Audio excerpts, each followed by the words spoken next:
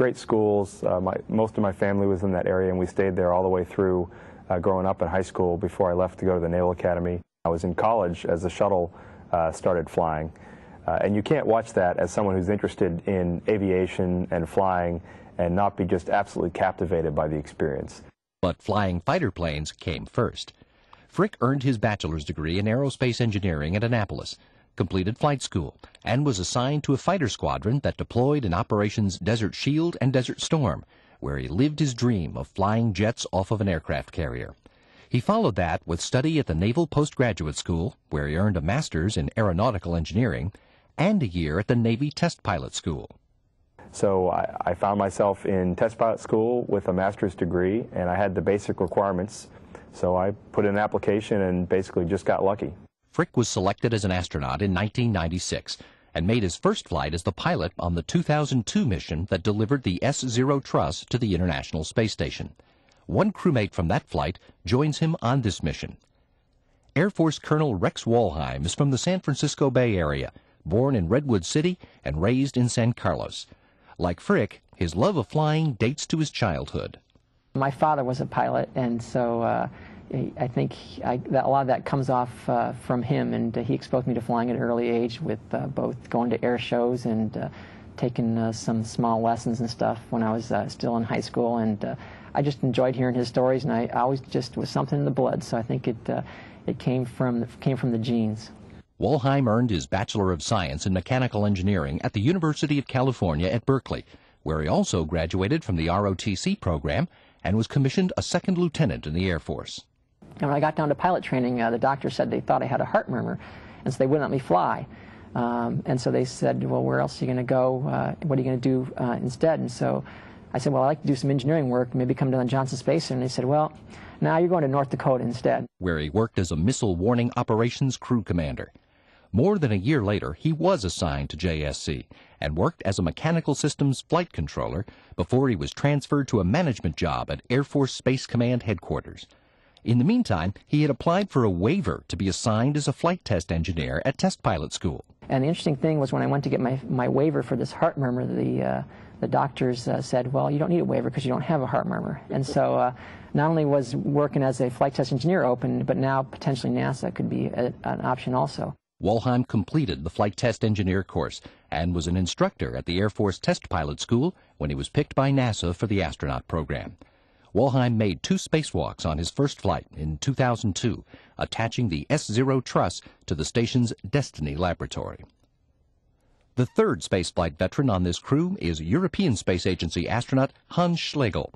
He was born in the southern German town of Uberlingen on the shore of Lake Constance. We came from the eastern part of Germany, which was occupied by the Russian side at that time in a socialistic system, and my parents decided pretty close to the Iron Curtain. They can't bear it, so they came over to the western part. We started out in the south, we moved up north. I have many brothers and sisters. We were 9, so they're all spread over Germany. Schlegel picked up some American brothers and sisters, too, when he spent a year in high school in Council Bluffs, Iowa, as an American foreign exchange student. After completing his military service, Schlegel earned a degree in physics from the University of Aachen, worked there as an experimental solid-state physicist, and then moved to the private sector, studying optical and electrical properties of semiconductor materials. His interest in spaceflight was piqued one night in his lab when he was asked to study a sample of a material grown in space by a German astronaut. And I said, okay, when we have German astronauts bringing me these samples here, whenever Germany looks again for astronauts, I will apply. And so it just happened. 2 years later, it happened, and I applied. And he was selected, joining the small corps of German astronauts. In 1993, he served as payload specialist on the German-sponsored D2 Spacelab mission, and later trained at the Gagarin Cosmonaut Training Center in Star City, Russia, as a backup for a flight to the Mir space station. In 1998, Schlegel was chosen for the Consolidated European Space Agency Astronaut Corps and was sent to Houston for astronaut training. Another member of that astronaut class is European Space Agency astronaut Leopold Eyarts, a general in France's Air Force who was born and raised in the Basque Country coastal town of Biarritz, just north of Spain.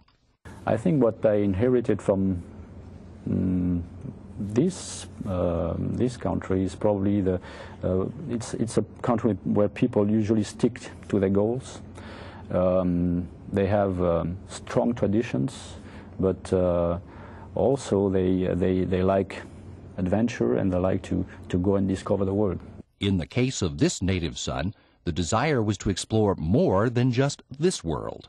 I decided that I would like to be an astronaut when I was about 12 years old, and I saw the first U.S. astronauts stepping on the moon and walking on the moon. Everything later on that I did at school or in my professional choices, or later in my professional life as a pilot or a test pilot, was driven by the idea of becoming an astronaut one day. Aerts left Biarritz at 17 to study math and physics, joined the French Air Force Academy 3 years later, and graduated with a degree in aeronautical engineering. After 11 years flying operationally and as a test pilot in the Air Force, the French Space Agency chose him as an astronaut. Aerts spent almost 3 weeks on board the Mir space station in 1998, in the days just after American astronaut Andy Thomas arrived for his tour of duty. Later that year, he was recruited by the European Space Agency and assigned to train at the Johnson Space Center in Houston with the 1998 class of astronauts. 3 other members of that class are making their first spaceflight on this mission. Leland Melvin was born and raised in Lynchburg, Virginia, the son of school teachers. Although he was a success as an athlete, his high school teachers inspired him to pursue science, like the chemistry teacher who dragged him to the front of the room so he'd pay attention. And she was doing an electrolysis experiment, running current into water, separating hydrogen and oxygen. And then we, obviously blew up the balloon and lit a match and blew the hydrogen up. But it was one of those moments that things clicked, and it said, wow, this is what I want to do. He wanted to play football, too. Melvin earned a scholarship to the University of Richmond, where he played wide receiver while earning a Bachelor of Science in chemistry. He was drafted by the Detroit Lions of the National Football League, but was injured in training camp.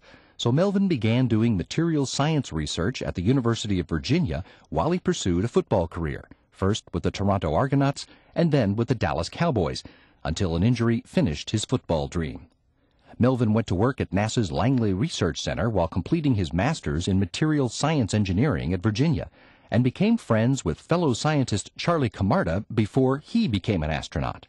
One moment, I remember I was giving a talk, and John Young and Charlie had flown up to Langley, and I gave a talk to a man who had walked on the moon, had flown every vehicle known to mankind, and it was very inspiring, and just that moment said, hey, this is something that would be really, really great to do. Another member of that astronaut class on this mission is Stan Love. The San Diego native grew up in Eugene, Oregon, where he learned a respect for education and a love of the outdoors. He earned his Bachelor of Science in Physics from Harvey Mudd College.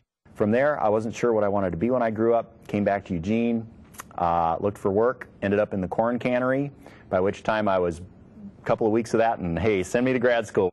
In 6 years at the University of Washington, Love earned a master's and a doctorate in astronomy and did postdoctoral work at the University of Hawaii and at Caltech.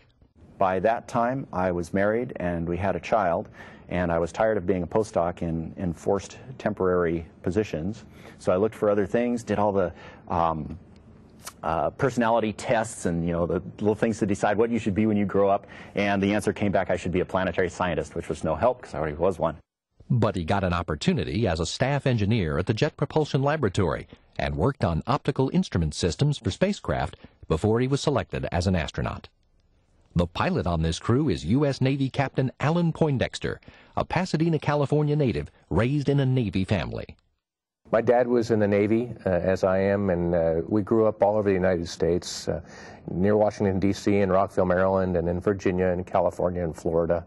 We lived all over the place in Washington State as well, and I really enjoyed moving a lot. After stops at junior colleges in California and Florida, Poindexter moved to Georgia Tech, where he got the inspiration for his professional career. Dick Truly came to speak, and Admiral Truly spoke about his first night launch and night landing on STS-122, and I was very, very intrigued with it and got to talk to him